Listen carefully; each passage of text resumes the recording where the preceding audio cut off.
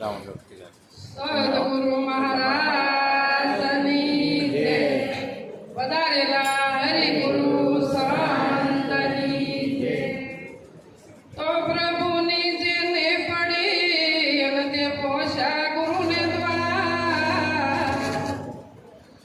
પ્રભુની જેને પડી તે પોષા ગુરુને દ્વાર. વસન ઉપર વિશ્વાસ રાખી અરજી છોડી અમરની આશ. તો સદગુરુ વસન વિશારદાન પ્રગટે નિર્મળ જ્ઞાન. રવિ યુગે રજની ટળે હોય વિદ્યાનો નાશ. સદગુરુ મહારાજની જય. આજે 42મો મહિમા મહાપુરુષનો. એટલે કીધું કે સદગુરુનો મહિમા કયો ન જાય તેથી નિગમ કરી ગાય. સુખદેવ જોગી જન્મના ત્યાગી રાગી જગત સિવાય. રાગી ત્યાગી કો જ્ઞાન બતાવ્યું આત્મ દિયો ઓળખાય. કે ભગવાન તો ઘટો ઘટમાં છે બોલી જ રહ્યો છે, પણ સદગુરુને શરણે જ્યાં સુધી ન જઈએ ત્યાં સુધી પ્રગટ થતો. એટલે પ્રગટ કરવો હોય તો પ્રગટની જરૂર પડે. પ્રગટ કરવો હોય તો ઘાટે જવું પડે.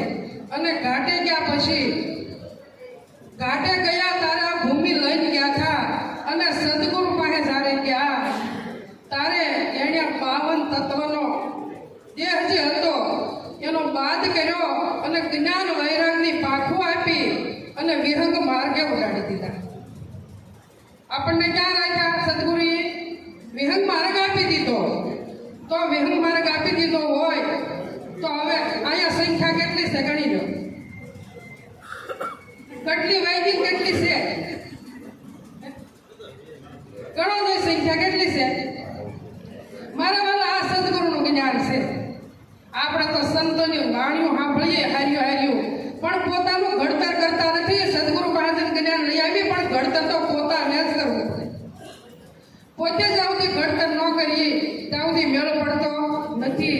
આપણે એમ કહીએ કે સદગુરુએ પડદો હટાવ્યો, ફળ વિક્ષેપના આવરણનો પડદો એની તોડી નાખ્યો. પણ કીધું કે ભક્તિના ભેદ છે દાદા, વીરા મારા ભક્તિના ભેદ છે દાદા. સારને છોડી આગાનો ખસીએ રાખીએ સારની માજા. મૂળ ધર્મનો માર્ગ મેલી ખસી તો થાય અકાજા. આપણને ખબર જ નથી મૂળ ધર્મ શું છે. કેમ કે રસ્તો ભૂલો નથી કર્યો, પડદો સદગુરુએ તોડ્યો ખરો, પણ આપણે રસ્તે હાલતા વિચાર આપણે જ કરવાનો છે. જેમ કુંભાર માટલું ઘડે છે, એક હાથ અંદર રાખે છે અને ઉપરથી ટપલા મારે છે. સદગુરુ ટપલા મારી ઘડતર આપણું ઘડે છે, પણ આપણે પોતે ઘડાતા. જ્યાં સુધી પોતે નહીં ઘડાઈ ત્યાં સુધી મેળ પડશે. એટલે કીધું સસરા શર્મા વાસા અમારા સોય સાથે બોલીએ વણવા સાથી વાણી ઉસરે ગગન મધ્ય ગાંધી. આ તો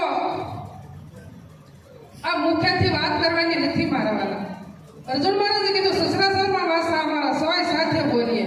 આપણે બધાની વાત કરીએ છીએ તો આપણું ઘડતર હોય તો આપણે બધાની વાત કરી શકીએ, નકર વાત કરી શકતા નથી મારા. એટલે સંતોએ કીધું કે જ્ઞાની ઘર મૂકીને ક્યાં જઈએ? અમે તો અમર લોક દેવ છીએ અને પાણીના આહાર નથી તો સાગર જળ કેમ પીએ? કોઈ પુરુષને કાયા નથી તો કામાતુર કેમ કહીએ? હવે સંખ્યા ગણી કોઈ કેટલી છે? મહાપુરુષો તો બધા બેઠા છે. આપણે અત્યાર સુધી સમજાય પણ આપણે પોતાનું ઘડતર કરતા નથી એટલે આપણને સમજણ નથી પડતી. એક ખેડૂત હતા, 50 વીઘાના આંબા હતા અને આંબા બહુ આવ્યા અને એવું હાંખું થયું એટલે ખેડૂતને એમ થયું કે લાવો એક ટોપલું ભરીને હાંખું ઉતારો કેરી. ટોપલું ભરીને ઉતારીને અને કબીર સાહેબની પાસે ગયા. એની પાસે જઈને વંદન કર્યા, ટોપલું મૂક્યું. કબીર સાહેબે કીધું કમાલ કે હા કે આ કેરી ગણી લો, આ ગણી લો એમ. એટલે બીજું ટોપલું લાવીએ ને અને એક પછી એક મીંડા મૂકવા ટોપલો ઓલો ટોપલો ખાલી કર્યો અને આ ટોપલો ભર્યો. તારે કીધું કે કેટલી કેરી છે. હવે કહેવાય એવું તો નથી. એક કેમ તો સંખ્યા થઈ જાય કરવું હું? આ તો મારા ગુરુજીનું જ્ઞાન એવું છે મારા વાળા. આ બોલવા જેવું નથી. આ તો દ્રષ્ટિ ફેરવવાની છે, બીજું કાંઈ કરવા નથી. ગુરુના જ્ઞાન છે ખાલી આપણે દ્રષ્ટિ જગત દેખાય છે, સાંભળાની આંખથી જાવ તો જગત દેખાય, પણ જ્યારે દિવ્ય દ્રષ્ટિ થાય અને જગત દેખાતું બંધ થાય અને ત્યારે રસ્તો ખુલ્લો થાય એટલે કઈ મારી વાણી વિરામ બોલો સદગુરુ મહારાજ